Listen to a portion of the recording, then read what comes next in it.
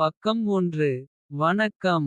நான் உங்கள் கார்த்திகேயன். நமது தகவல் பரிமாற்றக் கழகம். யூடியூப் சேனலில் இருந்து பேசுகிறேன்.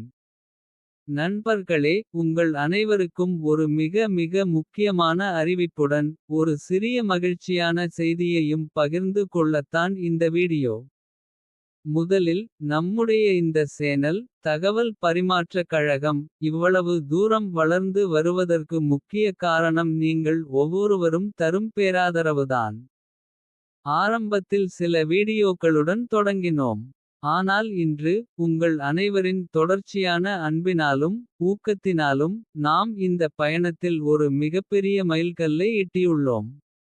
இதுவரை நாம் 38 வீடியோக்களை உங்களுக்காக பதிவேற்றியுள்ளோம். இந்த 38 வீடியோக்களுக்கும் நீங்கள் கொடுத்த ஆதரவு அளப்பரியது. குறிப்பாக நம் வீடியோக்களுக்கு கிடைத்திருக்கும் 17 லைக்குகள். இவை வெறுமனே ஒரு குறியீடு அல்ல. நீங்கள் நம் உள்ளடக்கத்தை எவ்வளவு ரசிக்கிறீர்கள் என்பதன் வெளிப்பாடு. அதேபோல உங்கள் நண்பர்களுடன் நீங்கள் பகிர்ந்து கொண்ட 15 ஷேர்கள்.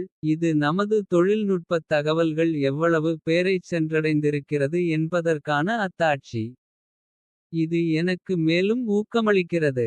இன்று நான் பேசிக்கொண்டிருக்கும் இந்த வீடியோ. நமது சேனலின் 39வது வீடியோவாக அமையவிருக்கிறது. ஆம், நாம் இப்போது 39 வீடியோக்களுடன் உங்கள் முன் நிற்கிறோம். வெறும் எண்கள் மட்டுமல்ல இவை. இவை ஒவ்வொன்றும் நாம் இணைந்து கற்றுக்கொண்ட. பகிர்ந்து கொண்ட தருணங்கள். உங்கள் அன்பும் ஆதரவும் நம்மை வழிநடத்தி. நமது குடும்பத்தை இன்று 64 சப்ஸ்கிரைபர்களாக உயர்த்தி நிற்கிறது. இது சிறிய எண்ணிக்கை அல்ல. ஒவ்வொரு சப்ஸ்கிரைபரும் எனக்கு ஒரு பெரிய உந்து சக்தி. உங்கள் ஒவ்வொருவரின் ஆதரவும். நாம் இன்னும் பல தொழில்நுட்பத் தகவல்களை பார்வையற்ற சமுதாயத்திற்கு கொண்டு செல்ல வேண்டும் என்ற உறுதிப்பாட்டை எனக்குள் விதைக்கிறது. இந்த 39வது வீடியோ நமது புதிய முயற்சியான. நாயால் வந்த சோதனை என்ற ஒரு புதிய கதையின் தொடக்கம். இது வெறும் கதை மட்டுமல்ல. இதன் ஒவ்வொரு அத்தியாயத்திலும் ஒரு புதிய பாடம். ஒரு புதிய சிந்தனை ஒளிந்திருக்கிறது. இந்த கதை மூலம் நீங்கள் பல விஷயங்களைக் கற்றுக் கொள்வீர்கள் என்று நம்புகிறேன். இதுபோல தொழில்நுட்பம் மட்டுமல்லாமல். சமூகத்தில் பயனுள்ள தகவல்களையும். சிந்தனைகளையும் உங்களுடன் பகிர்ந்து கொள்ள நான் ஆவலுடன் இருக்கிறேன்.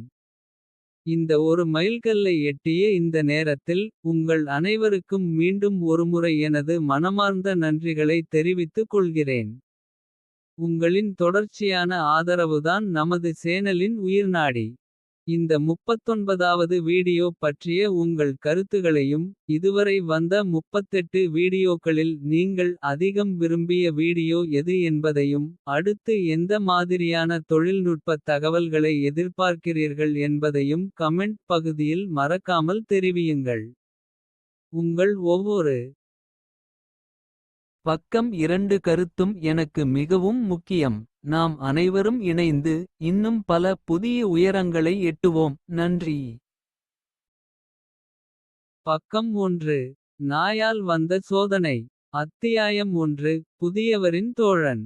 அமைதியான அந்த கிராமத்தில். கோயில் பூசாரி நாகேந்திரன் தன் அன்றாட பணிகளைச் செய்து கொண்டிருந்தார். அதே கிராமத்தில் நண்பர்களான கார்த்திகேயன். சிவன், சிவசங்கரன், சங்கர். மற்றும் திருப்பதி ஆகிய 5 பேரும் தங்கள் அன்றாட பணிகளில் ஈடுபட்டு. ஒருவருக்கொருவர் நெருங்கிய நண்பர்களாக வாழ்ந்து வந்தனர்.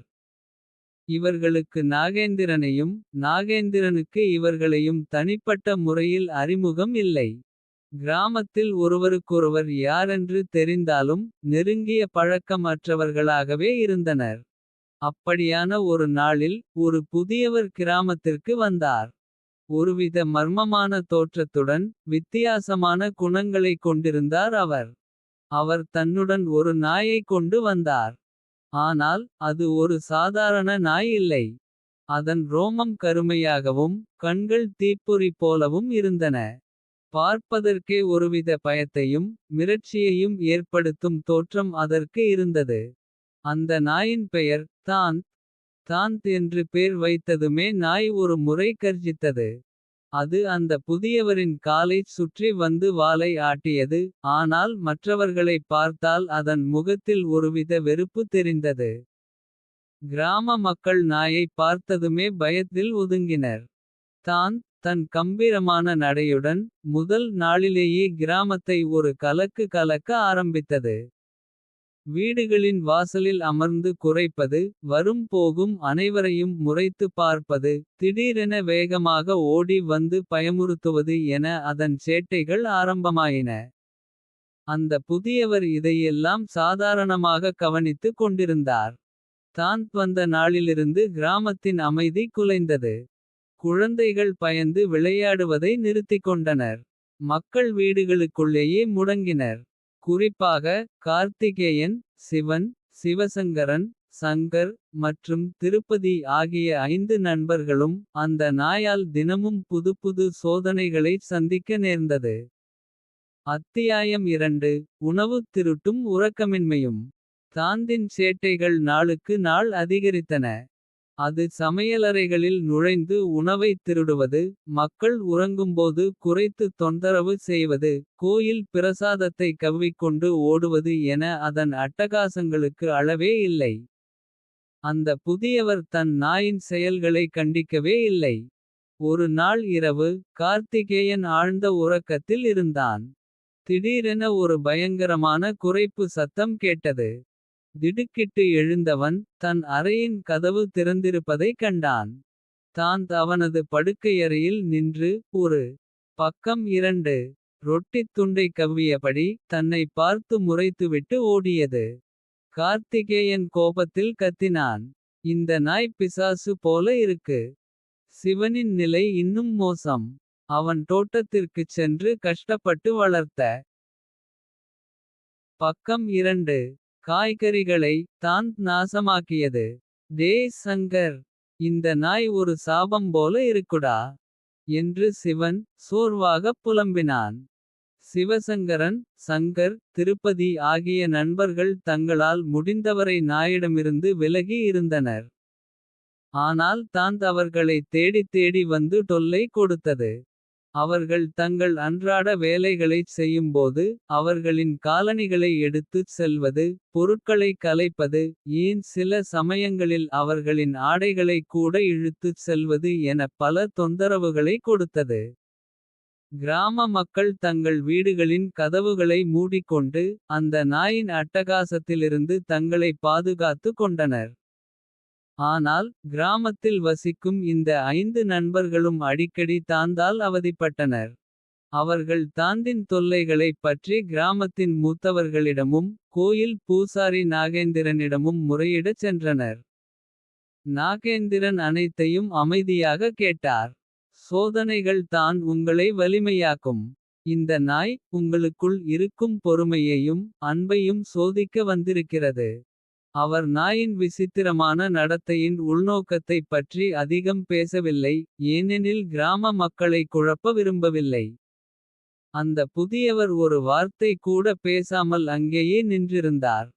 அத்தியாயம் 3. ஒரு புதிய சவால். ஒரு நாள் கிராமத்தின் முக்கியமான திருவிழா நெருங்கியது. கோயில் முழுவதும் அலங்கரிக்கப்பட வேண்டும். பிரசாதங்கள் தயாரிக்க வேண்டும்.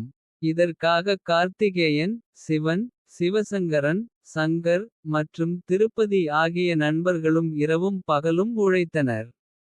ஆனால் தான் அவர்களின் பணிக்கு இடையூறாக இருந்தது.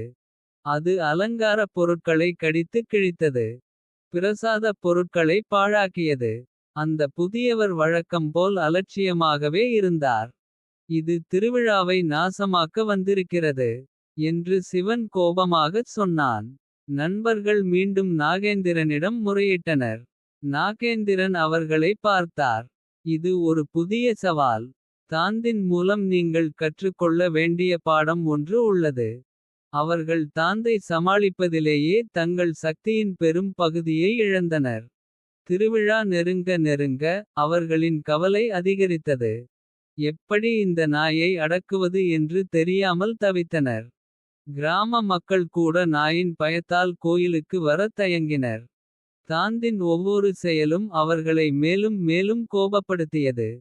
ஒரு சமயம் கார்த்திகேயன் தாந்தை விரட்ட ஒரு தடியை எடுத்தான். ஆனால் தாந்த் அவனைப் பார்த்து ஒரு முறை குறைத்துவிட்டு. வேகமாக ஓடி ஒரு மரத்தின் மீது. பக்கம் 3 ஏறிக்கொண்டது. கார்த்திகேயன் திகைத்து போனான். இது ஒரு சாதாரண நாய் இல்லை என்று அப்பொழுதுதான் அவர்கள் உணர்ந்தனர். நாகேந்திரன் மெதுவாக தான் உங்களிடமிருந்து பயத்தை நீக்க வந்திருக்கிறது என்று மட்டும்.